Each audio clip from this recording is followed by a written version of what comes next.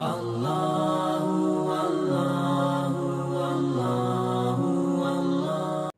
لله رب العالمين والصلاة والسلام على قائد الغر المحجلين نبينا محمد وعلى آله وصحبه أجمعين وبعد فأعوذ بالله السميع العليم من الشيطان الرجيم بسم الله الرحمن الرحيم يوم لا ينفع مال ولا بنون إلا من أتى الله بقلب سليم۔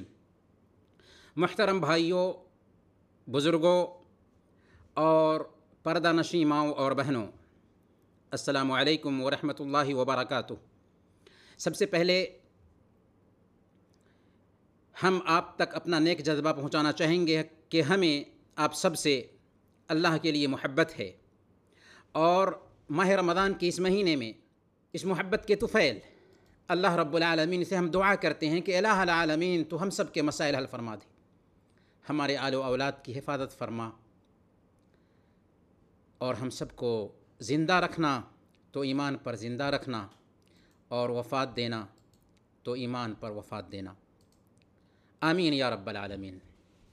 محترم بھائیوں اور بہنوں، ماہ رمضان کا یہ خصوصی کورس جسے ابھی ہم شروع کر رہے ہیں، یہ صرف لیکچر نہیں ہوگا،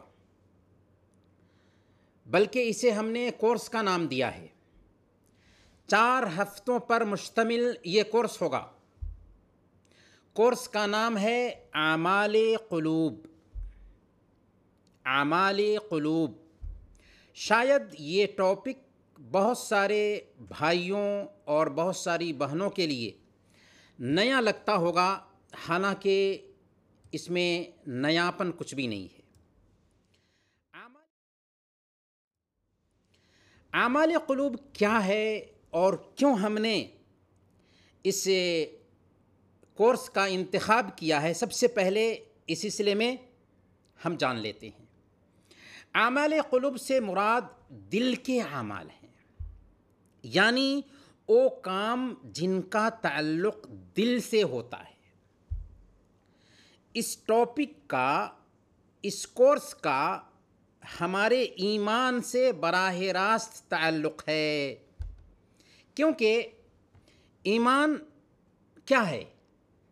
ایمان 3 چیزوں کا نام ہے: زبان کا اقرار، دل کی تصدیق، اور اعضاء و جوارح کے ذریعہ عمل۔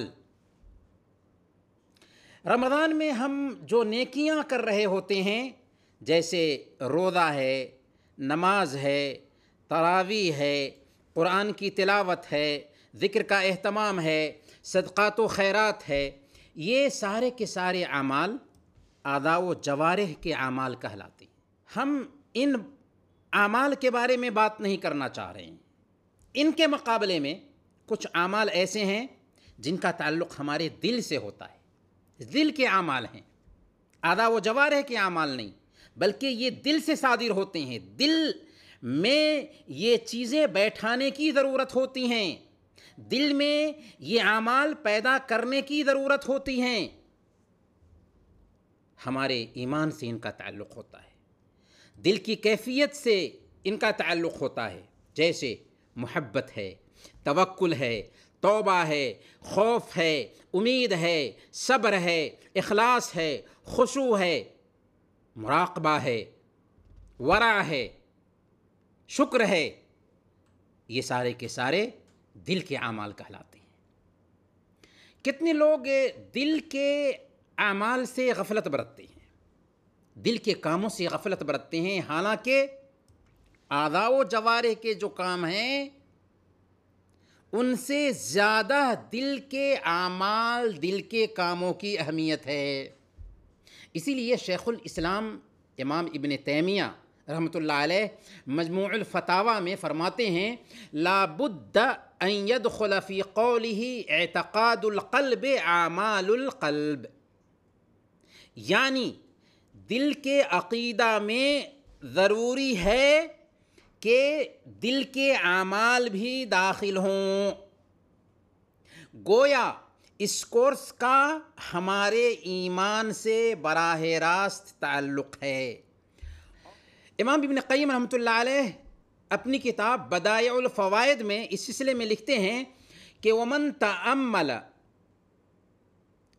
الشَّرِيعَةَ فی مصادرها و مواردها علم ارتباط اعمال الجوارح باعمال القلوب، جس نے شریعت کے مصادر پر، سورسز پر غور کیا، اسے پتہ چل جائے گا کہ اعضاء و جوارح کے جو اعمال ہیں ان کا تعلق دلوں کے اعمال سے بہت گہرا ہے۔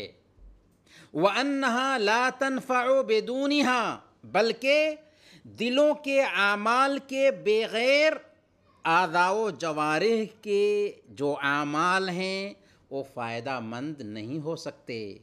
وَأَنَّ أَعْمَالَ الْقُلُوبِ أَفْرَضُ عَلَى الْعَبْدِ مِنْ أَعْمَالِ الْجَوَارِحِ، اور دلوں کے جو اعمال ہیں اعضاء و جوارح کے اعمال کے مقابلہ میں بندے کے لیے زیادہ لازم اور ضروری ہیں۔ آگے امام ابن قیم رحمۃ اللہ علیہ لکھتے ہیں کہ فعمل القلب، دلوں کے جو اعمال ہیں، هو روح العبودیہ ولبها، یہ بندگی کی روح اور اس کا خلاصہ ہیں۔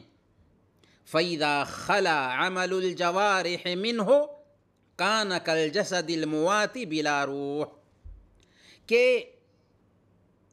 اگر اعضاء و جوارح کے اعمال دلوں کے اعمال سے خالی ہو جائیں تو جسم کی کیا حیثیت ہو جاتی ہے؟ اس جسم کی حیثیت مردہ جسم کی سی ہو جاتی ہے جس کے اندر جان نہ ہو، اور ظاہر سی بات ہے کہ جس جسم میں جان نہ ہو اس جسم کا کوئی اعتبار نہیں۔ اسی طریقے سے جس عمل کے اندر اعمال قلوب نہ ہوں اس عمل کا کوئی اعتبار نہیں۔ کتنے لوگ ظاہری اعمال پر بہت دھیان دیتے ہیں لیکن دلی اعمال سے غفلت برتتے ہیں۔ چنانچہ آپ ان کو دیکھیں گے کہ وہ نماز پڑھتے ہوں گے لیکن نماز میں خشوع نہیں ہے، غیبت اور چغل خوری سے بچتے ہوں گے لیکن دل میں حسد ہوگا، خود پسندی ہوگی، شہوت کا غلبہ ہوگا۔ بلکہ کتنے علم والے بھی ظاہری اعمال پر دھیان دینے والے ہوتے ہیں لیکن ان کا دل بیمار ہوتا ہے، دل بیماری کا، طرح طرح کی بیماریوں کا شکار ہوتا ہے۔ اس کے اپوزٹ کتنے لوگ دلوں کی درستگی پر تو دھیان دیتے ہیں اور دلوں کے اعمال کو بہتر سے بہتر کرنے کی طرف ان کی توجہ ہوتی ہے، لیکن جو ظاہری اعمال ہیں جن کو ہم عبادات کہتے ہیں ان ظاہری اعمال میں کوتاہی کرتے ہیں۔ نماز میں کوتاہی، زکوٰۃ میں کوتاہی، دعوت کا کام کرنے میں کوتاہی، لوگوں کو خیر کی تعلیم دینے میں کوتاہی، اور دوسرے اعمال میں وہ کوتاہی کرتے ہیں۔ لیکن اعتدال پر وہ لوگ ہیں، توازن ان کی زندگی میں ہے جو اپنے دلوں کے اعمال پر بھی دھیان دیتے ہیں اور ظاہری اعمال پر بھی دھیان دیتے ہیں۔ دونوں ضروری ہے، ظاہری اعمال بھی ضروری ہیں اور دلوں کے اعمال بھی ضروری ہیں۔ دونوں کو اپنی زندگی میں برتنا ہی کامیابی کی گارنٹی ہے۔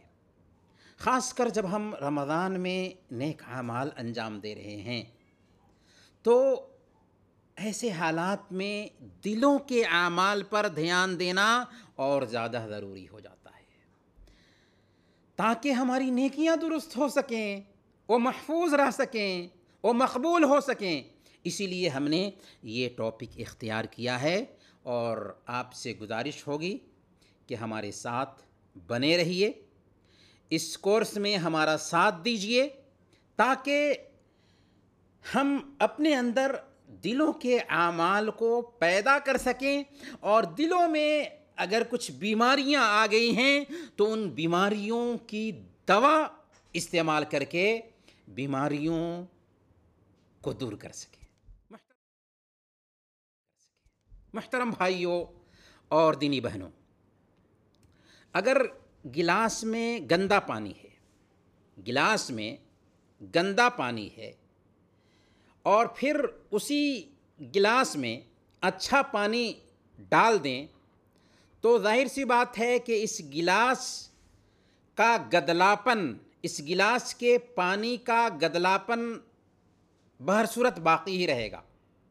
इसलिए बेहतर ये है कि गिलास के इस गंदे पानी को पहले फेंक दिया जाए, उसके बाद उसमें साफ़ और मीठा पानी डालेंगे गिलास को साफ़ करके तो बेहतर रहेगा। इसीलिए अरबी में कहा जाता है अत्तखलियतो क़ब्ल अत्तहलिया, अत्तखलियतो क़ब्ल अत्तहलिया, यानी अपने आप को अच्छी आदतों से लैस करने से पहले बुरी आदतों से खाली करो, बुरी आदतों से अपने आप को दूर करो ताकि अच्छी आदतें उसमें उंडेला जा सके।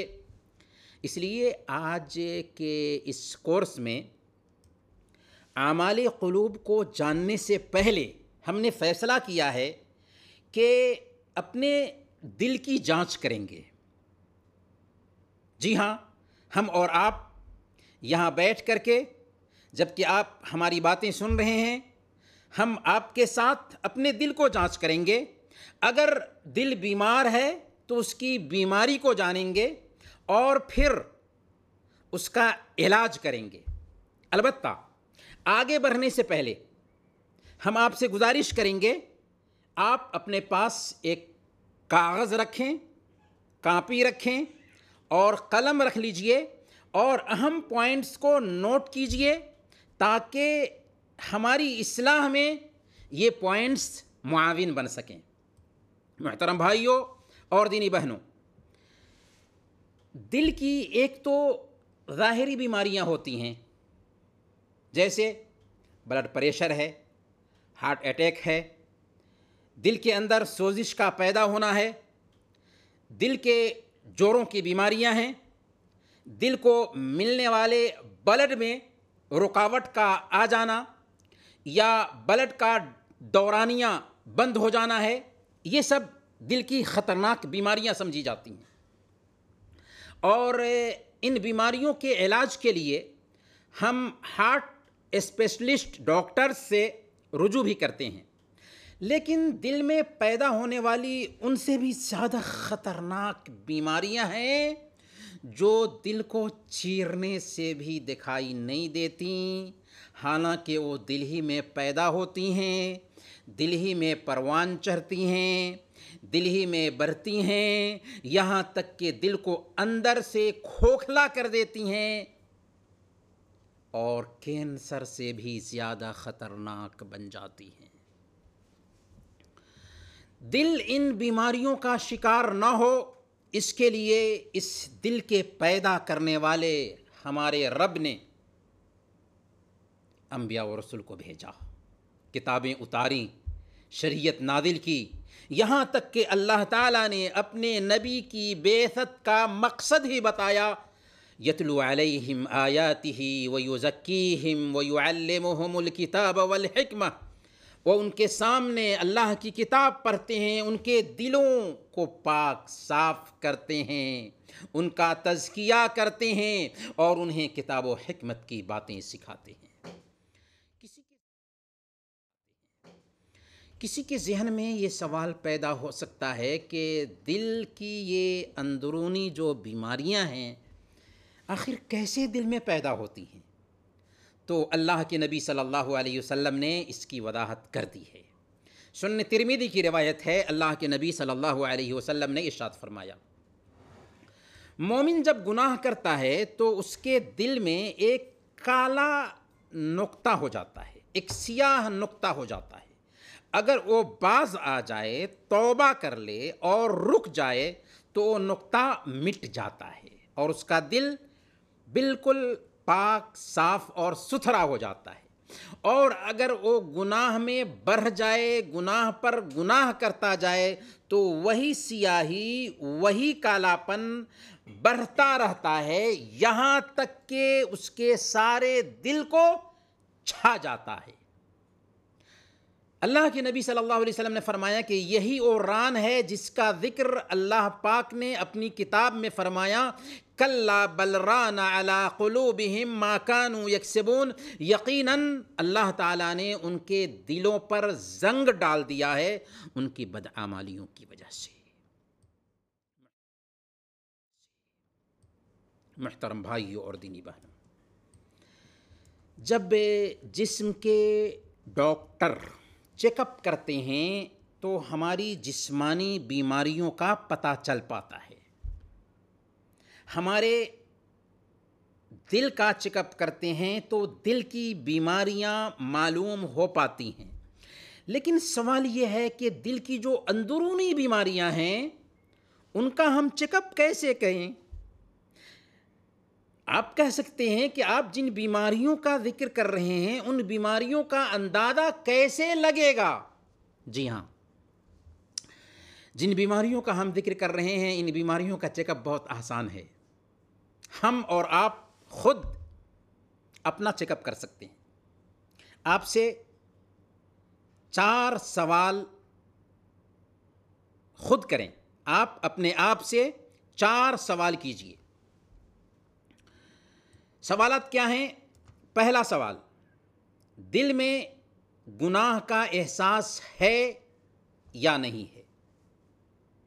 آپ کے دل میں گناہ کا احساس ہوتا ہے یا نہیں ہوتا ہے؟ اگر ہے تو سمجھیے کہ آپ کا دل زندہ ہے۔ اگر گناہ کا احساس نہیں ہوتا ہے، نمازیں چھوٹ گئیں، گناہ پہ گناہ کرتے جا رہے ہیں، اس کا احساس نہیں ہوتا ہے تو سمجھیے کہ آپ کا دل بیمار ہے۔ دوسرا سوال، جب آپ قرآن سنتے ہیں تو کیا دل میں اکتاہٹ تو پیدا نہیں ہوتی؟ اگر قرآن سننے پر دل میں اکتاہٹ پیدا ہوتی ہے تو سمجھیے کہ آپ کا دل بیمار ہے۔ تیسرا سوال، ایسا تو نہیں کہ آپ جب نیک لوگوں کی صحبت اختیار کرتے ہیں، نیک لوگوں کے ساتھ آپ کا اٹھنا بیٹھنا ہوتا ہے تو ان کے ساتھ اٹھنا بیٹھنا آپ کو اچھا نہیں لگتا؟ اگر اچھا نہیں لگتا ہے، نیک لوگوں کی صحبت آپ کو بھلی نہیں لگتی ہے تو سمجھ لیجئے کہ آپ کا دل بیمار ہے اور اسے علاج کی ضرورت ہے۔ چوتھا سوال، اگر حق بات آپ کے سامنے پیش کی جاتی ہے اور حق بات کی وجہ سے آپ کا دل تنگی کا شکار ہوتا ہے تو سمجھ لیجئے کہ آپ کا دل بیمار ہے اور اس کو علاج کی ضرورت ہے۔ یہ 4 ظاہری پہچان ہے دل کا چیک اپ کرنے کے لیے۔ اب آئیے دل کی جو خاص خاص بیماریاں ہیں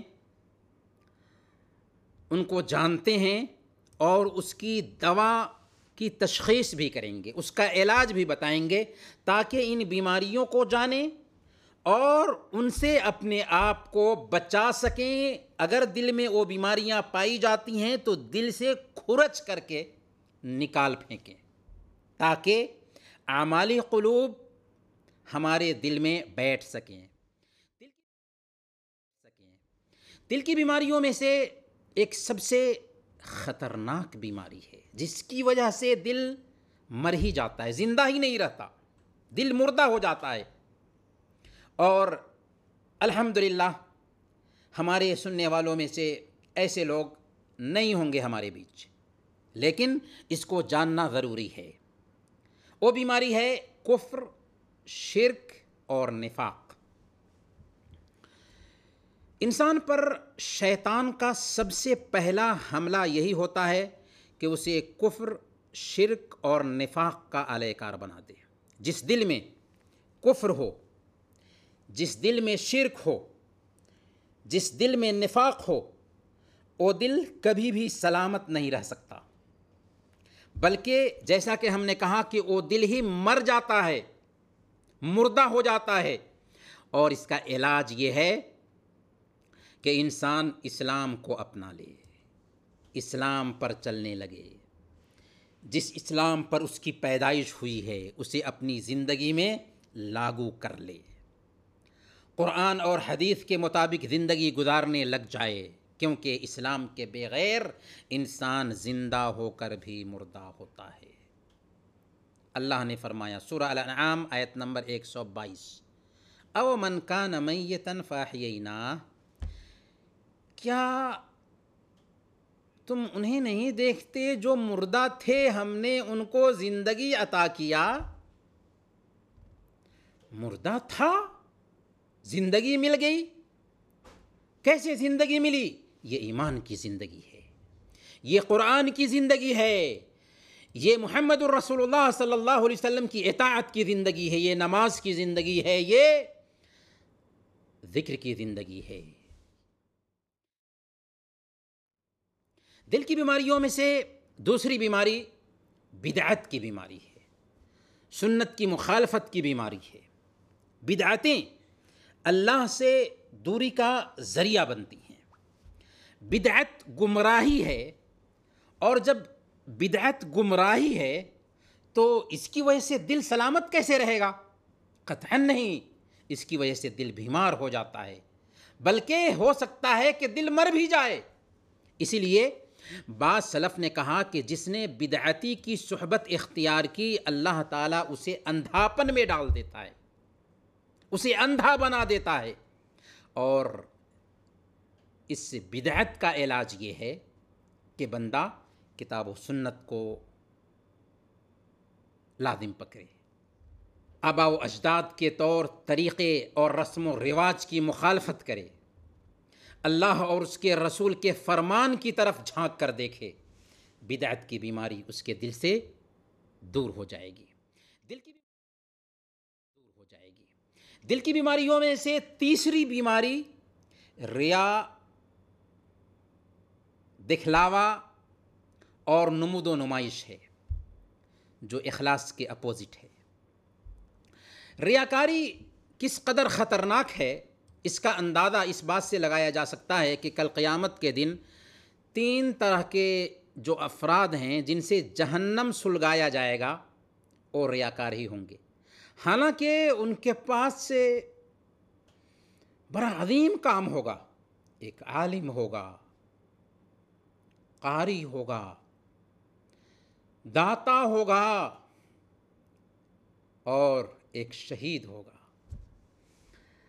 عالم کی اہمیت ہے، قاری کی اہمیت ہے، شہادت کی اہمیت ہے۔ جب ریاکاری آ گئی تو ایسے لوگوں سے جہنم سلگائی جائے گی، اللہ ہمیں پناہ میں رکھے۔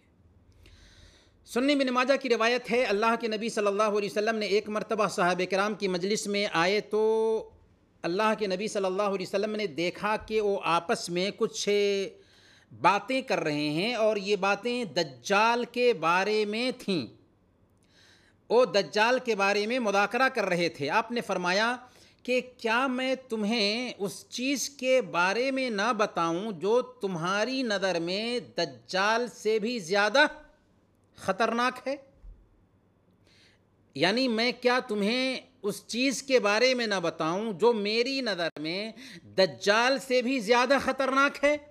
صحابہ نے کہا کہ یا رسول اللہ ضرور بتائیے۔ آپ نے فرمایا کہ یہ شرک اصغر ہے کہ ایک آدمی نماز پڑھنے کے لیے کھڑا ہو تو اپنی نماز کو اس وجہ سے بہتر کرنے لگ جائے کہ دوسرا اسے دیکھ رہا تھا۔ تو ریاکاری نہیں ہونی چاہیے، دکھلاوا نہیں آنا چاہیے۔ اس کا علاج کیسے کریں؟ پہلے نمبر پر ہمارا تعلق اللہ رب العالمین سے بنے، اللہ رب العالمین سے ہمارا تعلق مضبوط ہو جائے۔ امام ابن القیم رحمۃ اللہ علیہ نے مدارج السالکین میں لکھا ہے کہ میں اکثر شیخ الاسلام امام ابن تیمیہ رحمۃ اللہ علیہ کو فرماتے ہوئے سنا کہ ایاک نعبد ریا کو دور کرتا ہے اور ایاک نستعین تکبر کو دور کرتا ہے۔ گویا کہ سب سے پہلے ہمارا تعلق اللہ رب العالمین سے بدھ جائے۔ جب ہم یہ سوچیں گے کہ اللہ رب العالمین کے ہم غلام ہیں، اس کی بندگی کرنے کے لیے پیدا ہوئے ہیں، تو ہمارے اندر ریاکاری کہاں سے آئے گی؟ دوسرے نمبر پر ہمارے اندر احسان کی کیفیت پیدا ہو جائے، احسان کیا ہے؟ ان تعبد اللہ کأنک تراہ فإن لم تکن تراہ فإنہ یراک، اللہ کی عبادت یوں کرو گویا کہ تم اللہ کو دیکھ رہے ہو۔ اگر تم اللہ کو نہیں دیکھ رہے ہو تو یہ سوچو کہ اللہ تمہیں دیکھ رہا ہے۔ تیسرے نمبر پر ہمیں چاہیے کہ اپنے عمل کو چھپانے کی کوشش کریں۔ کس کے لیے ہم عمل کر رہے ہیں؟ اللہ کے لیے کر رہے ہیں نا، تو دکھلاوا کیوں؟ امام زین العابدین مدینہ کے تھے، ان کے بارے میں آتا ہے کہ وہ مدینہ کے 100 گھر کی کفالت کرتے تھے، رات میں غلے اور ضروریاتی چیزیں اپنے کندھے پر لاتے اور محتاجوں اور بیواؤں کے گھر ان کی لا علمی میں ان کے جانے بغیر ان کے گھر رکھ آتے تھے۔ ان کی وفات کے بعد ان محتاجوں تک یہ ضروری اشیاء نہ پہنچیں، تب لوگوں کو پتہ چل سکا کہ یہ تو امام زین العابدین تھے جو رات میں گھر والوں کے جانے بغیر ان تک غذائی اشیاء پہنچایا کرتے تھے۔ ہاں، یہاں پر ایک نقطہ کی وضاحت ہم کرنا نہ بھولیں، اگر مقصد رہنمائی ہو تو نیکی کو ظاہر کرنے میں کوئی حرج نہیں ہے، یعنی یہ چیز ریاکاری میں نہیں آتی اگر مقصد رہنمائی کرنا ہے تو، جیسا کہ امام ابو بکر بن عیاش رحمۃ اللہ علیہ کے بارے میں آتا ہے کہ انہوں نے اپنے بیٹوں کو نصیحت کرتے ہوئے کہا تھا کہ میرے بیٹو، اس کمرے میں گناہ کرنے سے بچنا، کیونکہ میں نے اسی میں بیٹھ کر 12,000 مرتبہ قرآن ختم کیا ہے۔ دل کی بیماریوں میں سے چوتھی بیماری شہوت ہے۔ شہوت ایک فطری ضرورت ہے جسے پورا کرنے کی اسلام نے ہمیں اجازت دی ہے، البتہ اس کا جائز طریقہ بتایا گیا ہے، لیکن ناجائز طریقے سے شہوت پوری کرنے کی اسلام نے ہمیں اجازت نہیں دی۔ شہوت کے کیا کیا مظاہر ہیں، سوشل میڈیا کے اس زمانے میں انہیں بتانے کی ضرورت نہیں، البتہ ہمارے سامنے سوال یہ ہے کہ اس ناجائز شہوت پہ کنٹرول کیسے کریں، ناجائز شہوت پہ باندھ کیسے باندھیں، کیسے اس کا علاج کریں، کیسے اس کی دوا لیں، کیسے اس کا ڈوز استعمال کریں۔ سب سے پہلا علاج یہ ہے کہ انسان شادی کر لے۔ اگر شادی کرنے کی طاقت نہیں رکھتا یا شادی شدہ ہے البتہ فیملی سے دور ہے تو زیادہ سے زیادہ وہ نفلی روزوں کا اہتمام کرے۔ صحیح بخاری اور صحیح مسلم کی روایت ہے، اللہ کے نبی صلی اللہ علیہ وسلم نے ارشاد فرمایا، اے نوجوانوں کی جماعت، تم میں سے جو کوئی بھی شادی کرنے کی طاقت رکھتا ہو اسے شادی کر لینی چاہیے۔ اس لیے سب سے پہلا علاج یہ ہے کہ ایک بندہ شادی کر لے۔ دوسرے نمبر پر ہمیشہ اللہ کی نگرانی کا احساس ایک بندہ اپنے اندر پیدا کرے۔ یہ احساس ہو کہ ہزاروں دروازے بند ہوں لیکن اللہ کے دروازہ کو ہم بند نہیں کر سکتے، اللہ سے ہم نہیں چھپ سکتے۔ ایک انسان اکیلے میں ہے، کوئی گناہ کر رہا ہے، اچانک وہاں پر اس کا کوئی رشتہ دار آ جاتا ہے، ایسی حالت میں وہ پانی پانی ہو جاتا ہے۔ جب معمولی پانی کے ایک قطرہ سے پیدا ہونے والے انسان کو دیکھ کر کے تم شرما جا رہے ہو، پانی پانی ہو جا رہے ہو، تو اس رب کے سامنے میں تم اللہ کی غیرت کو کیسے پامال کرتے ہو جو تمہیں دیکھ رہا ہے، تمہاری نگرانی کر رہا ہے، تمہیں جان رہا ہے، تمہاری ایک ایک حرکت سے آگاہ ہے۔ یعلم خائنۃ الاعین وما تخفی الصدور، اور نگاہوں کی چوری سے بھی واقف ہے اور دلوں میں چھپے جو بھید ہیں ان کو بھی جانتا ہے۔ انسان نظریں چرا کر حسین اور خوبصورت عورت کو دیکھتا ہے، اور دیکھتے وقت وہ یہ سوچ رہا ہوتا ہے کہ کوئی نہیں دیکھ رہا، لیکن اللہ رب العالمین اس کے سینے میں چھپے ہوئے ان جذبات کو بھی جان رہا ہوتا ہے۔ جس وقت وہ آنکھیں چرا کر دیکھ رہا تھا، اس وقت اللہ رب العالمین کی نظر میں تھا۔ اس لیے اللہ کی نگرانی کا احساس ہوگا، 70 دروازے بھی بند ہوں، ہم اللہ کی غیرت کو پامال نہیں کر پائیں گے۔ تیسرے نمبر پر پاک دامنی کے اچھے نتائج اور شہوت پرستی کے برے نتائج پر غور کریں۔ امام ابن الجوزی رحمۃ اللہ علیہ نے المواعظ والمجالس میں ایک واقعہ نقل کیا ہے ابو بکر المسکی کا۔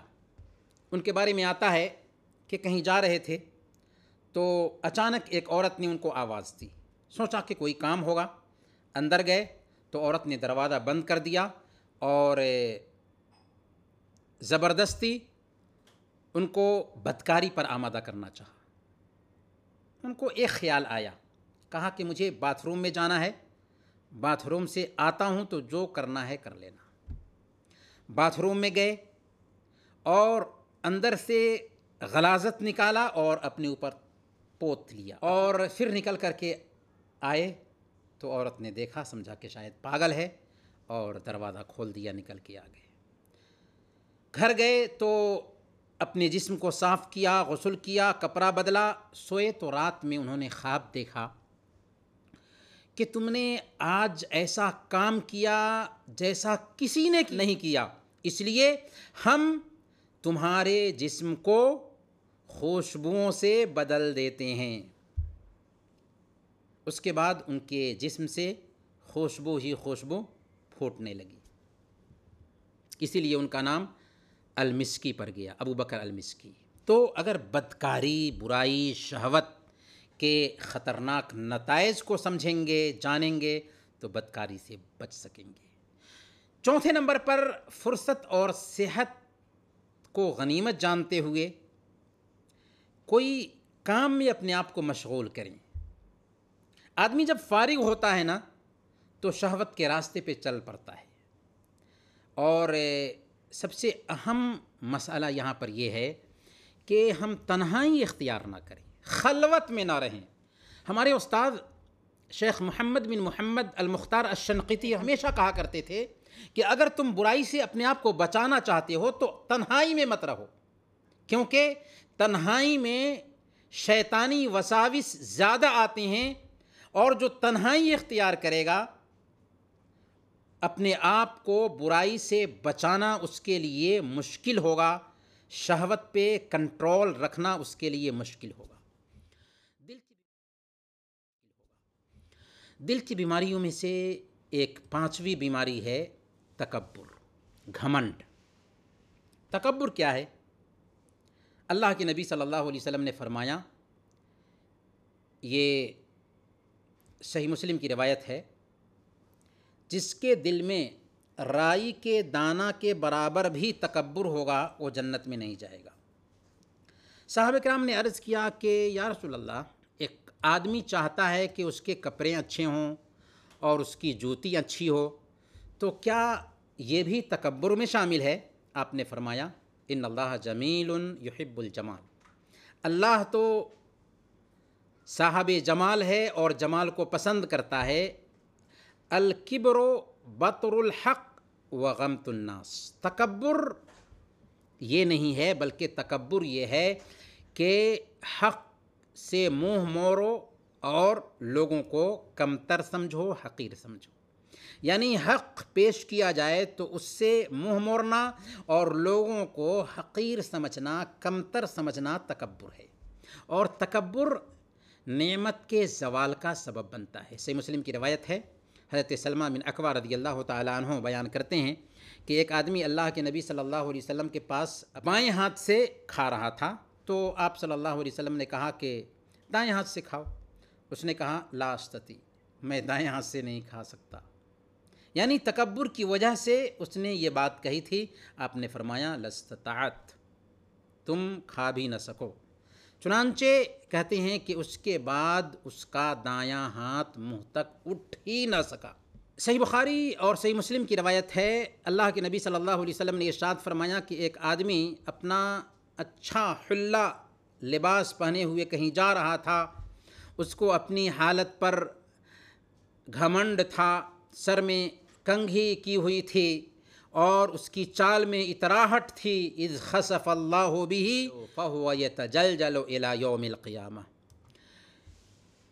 اسی کیفیت میں اچانک اللہ تعالیٰ نے اس کو زمین میں دھسا دیا، چنانچہ وہ قیامت کے دن تک زمین میں دھستا رہے گا۔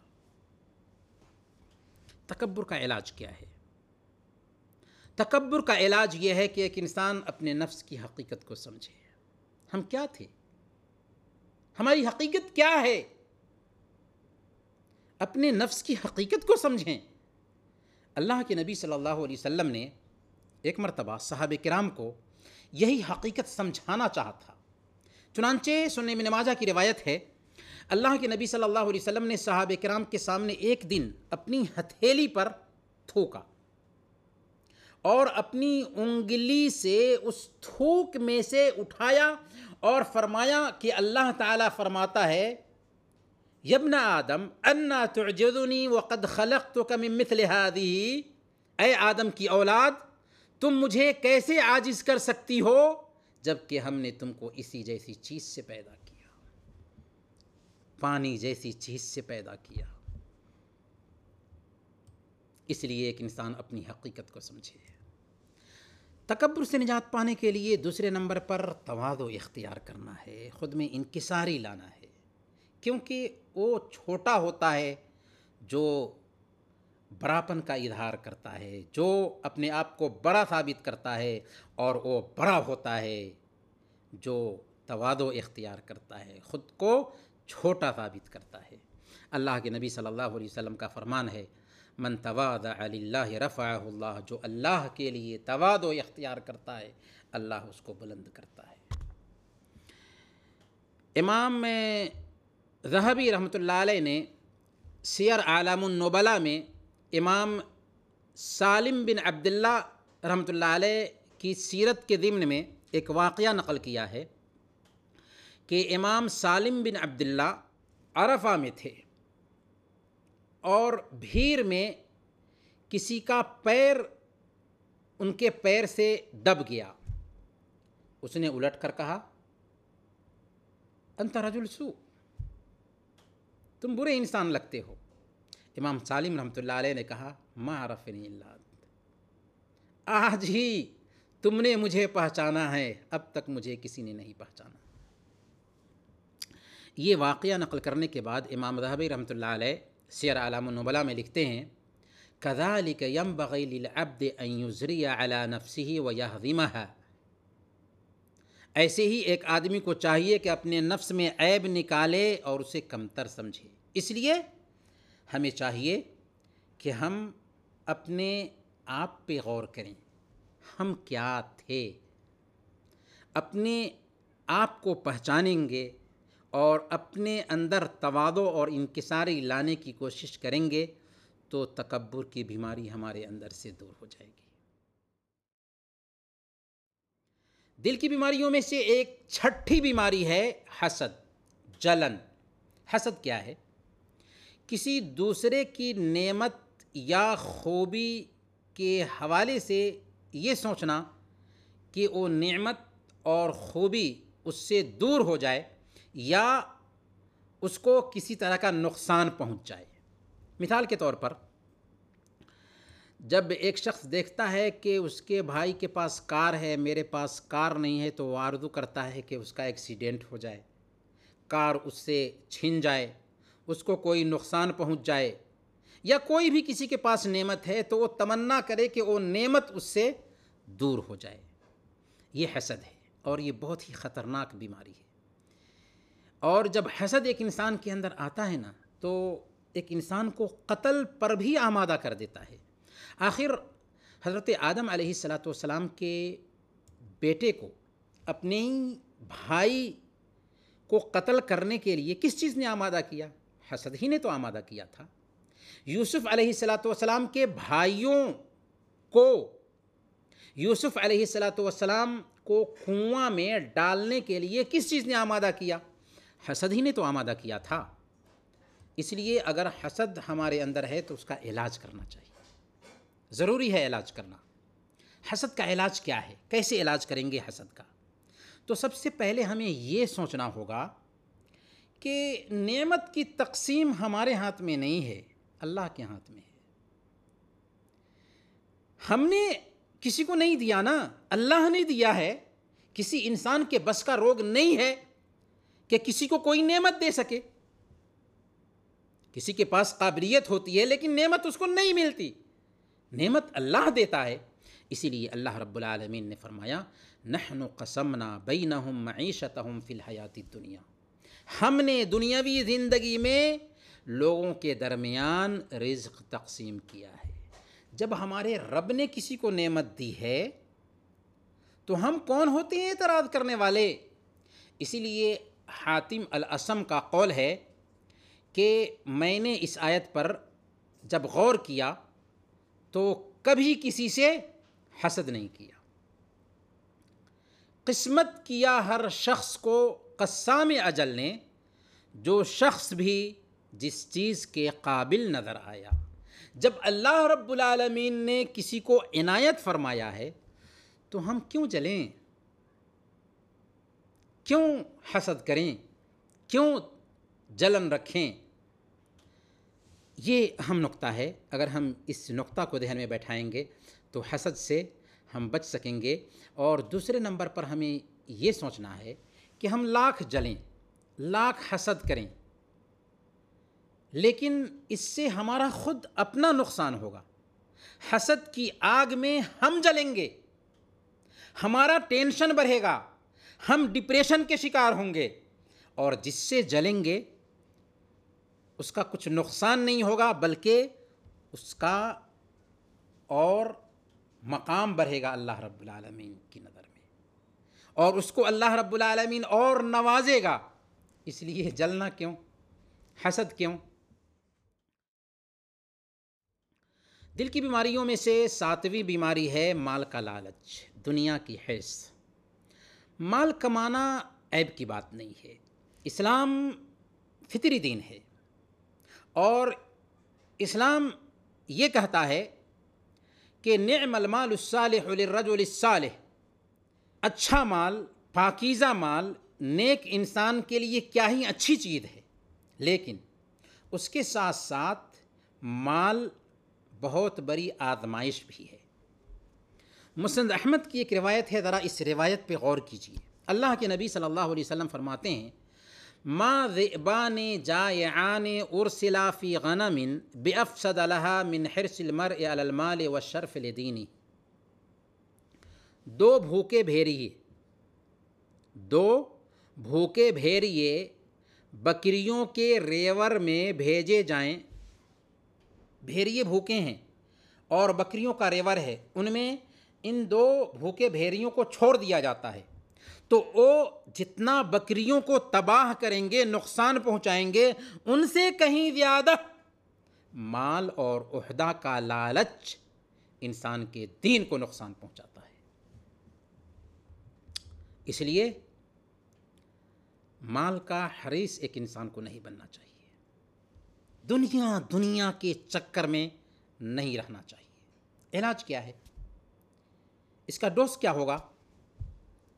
کم پر قناعت کرنے کے عادی بنے۔ اللہ نے فرمایا نا سورۃ التکاثر میں الہاکم التکاثر، زیادہ کی چاہت نے تمہیں غافل کیے رہا یہاں تک کہ قبر میں پہنچ گئے۔ انسان دنیا کے لیے فکر مند ہوتا ہے اور سارا مال، ساری دولت چھوڑ کر کے قبر میں پہنچا دیا جاتا ہے۔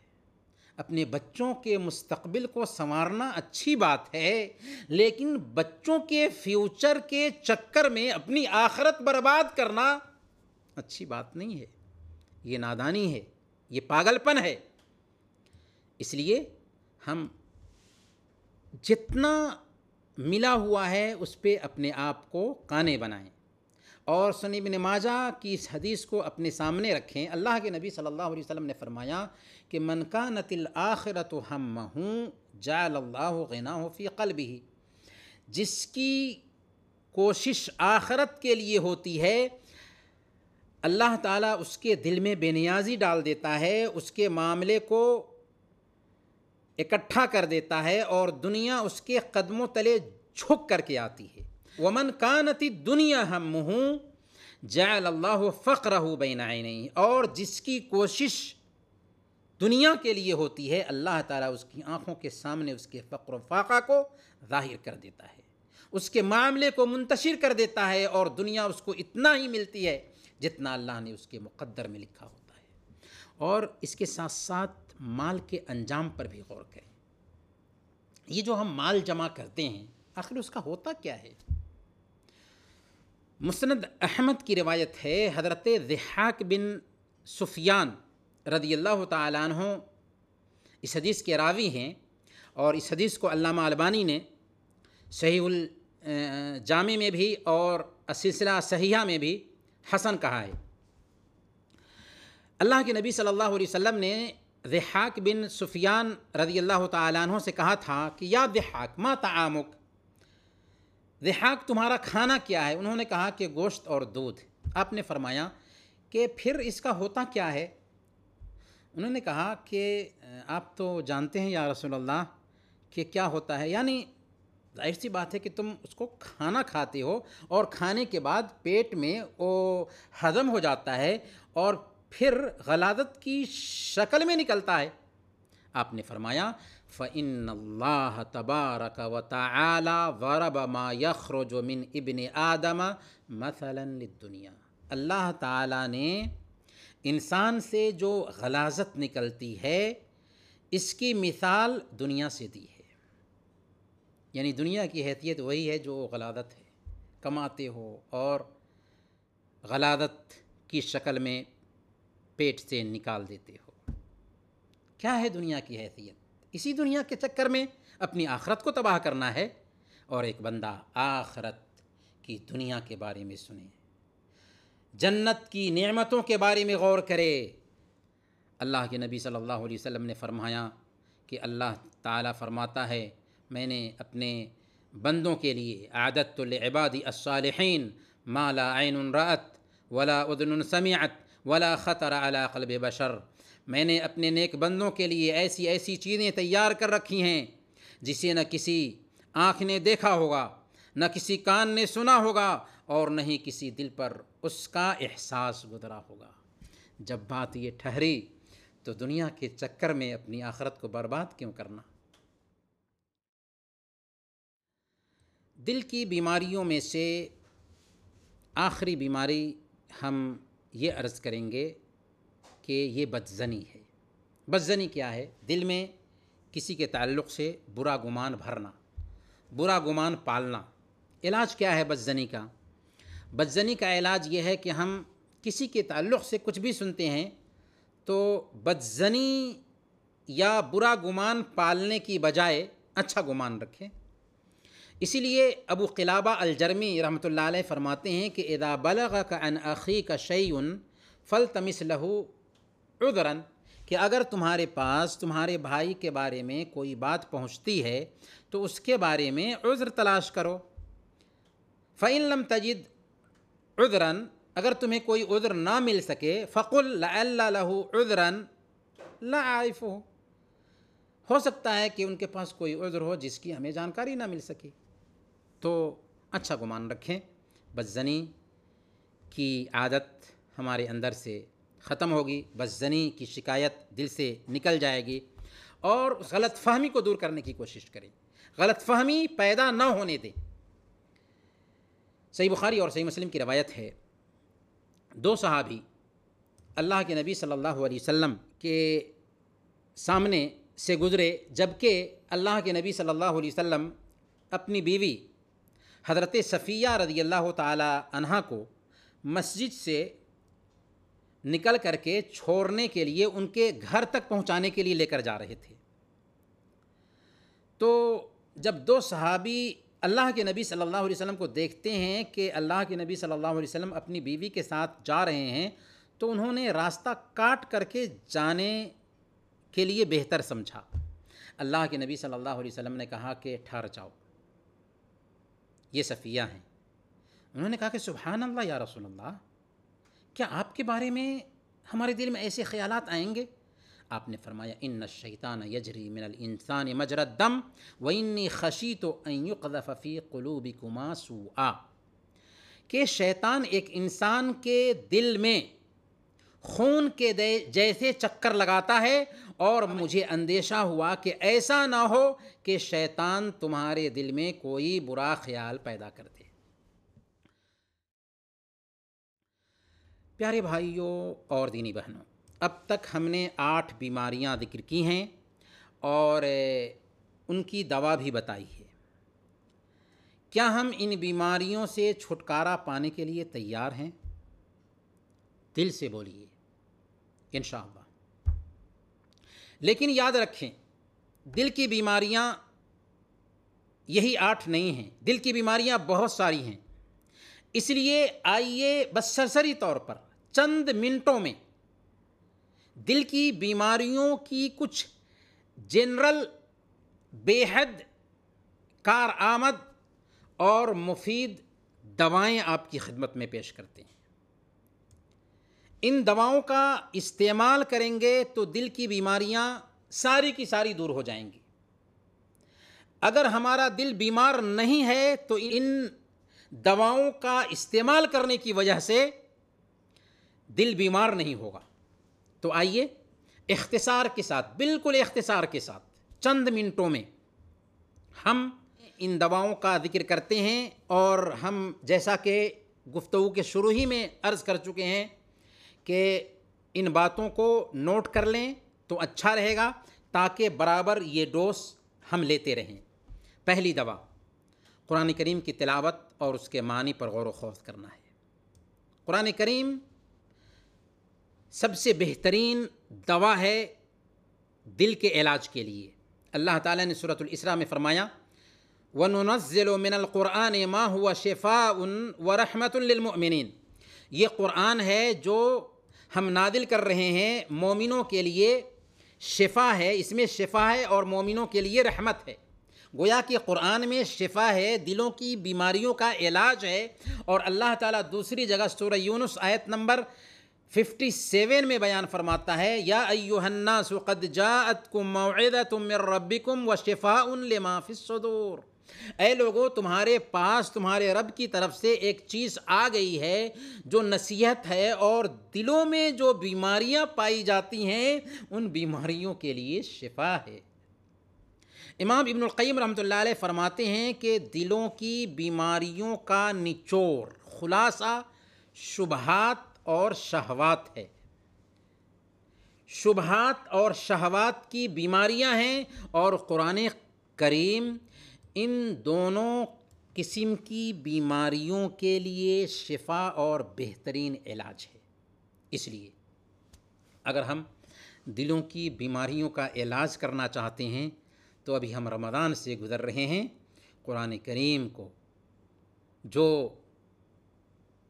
رمضان قرآن کا مہینہ ہے، اپنا اڑھنا اور بچھونا بنائیں، قرآن کی تلاوت کریں، اس کے پیغام پر غور کریں، اس میں تدبر کریں، اور اسے اپنے لیے ہدایت کا سامان بنائیں۔ اللہم اجعل القرآن ربیع قلبی ونور صدری وجلاء حزنی وذہاب ہمی، اے اللہ قرآن کو ہمارے دلوں کا موسم بہار بنا دے، ہمارے سینوں کو شفا دینے والا بنا دے، ہمارے حزن اور غم اور ملال کو دور کرنے والا بنا دے۔ یہ پہلی دوا ہوئی۔ دوسری دوا یہ ہے کہ اللہ رب العالمین سے سچی محبت کی جائے۔ آج انسانوں سے ایک انسان محبت کرتا ہے اور اچھی بات ہے، ماں باپ کی محبت ہوتی ہے، ماں بیٹے کی محبت ہوتی ہے، اور ایک محبت ہے جس کو دیوانوں کی محبت کہتے ہیں، یعنی ایک انسان غیر محرم عورتوں سے محبت کرتا ہے، لیکن وہ اللہ سے محبت کرنا نہیں جانتا، اللہ سے محبت کرنا نہیں جانتا۔ شیخ الاسلام امام ابن تیمیہ رحمۃ اللہ علیہ نے فرمایا کہ من اعظم وسائل علاج القلب ان یمتلی قلب الانسان بحب اللہ، دل کے علاج کا سب سے عظیم وسیلہ یہ ہے کہ انسان کا دل اللہ کی محبت سے معمور ہو جائے، کیونکہ یہ محبت بندگی کی روح ہے، جان ہے، اس کے بغیر انسان زندہ ہی نہیں رہ سکتا۔ مچھلی کو پانی سے نکال دیجئے تو تڑپ تڑپ کر مر جائے گی، بالکل جب رشتہ اللہ رب العالمین سے بندے کا کٹتا ہے تو ڈپریشن کا شکار ہو جاتا ہے، یہاں تک کہ مردہ بھی ہو جاتا ہے۔ اللہ تعالیٰ نے فرمایا والذین آمنوا اشد حبا للہ، ایمان والے اللہ کی محبت میں بہت سخت ہوتے ہیں، اور اس محبت کا معیار کیا ہے کہ ہم اپنے نبی کے اسوہ کو بھی اپنی زندگی میں اتار لیں۔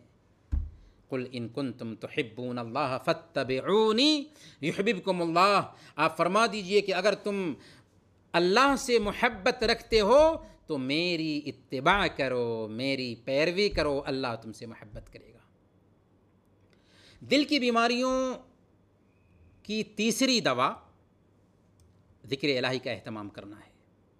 اللہ کا ذکر دل کے زنگ کو دھل دیتا ہے۔